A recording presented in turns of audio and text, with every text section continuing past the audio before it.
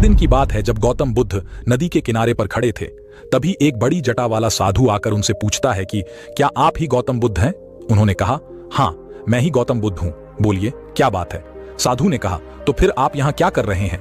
गौतम बुद्ध ने कहा कि मैं नदी पार करने के लिए नाव का इंतजार कर रहा हूं। वह साधु गुस्से में बोला, आपको सारा संसार जानता है और आप एक नदी पार नहीं कर सकते। फिर वो साधु अपनी कला से थोड़ी ही देर में नदी पार करके वापस लौट आता है। फिर बुद्ध से कहता है कि देखो मेरे पास इतनी क्षमता और ज्ञान है, फिर भी लोग मुझे नहीं जानते। ये कोई साधारण कला नहीं है, मुझे इस कला को सीखने में 10 साल लगे हैं।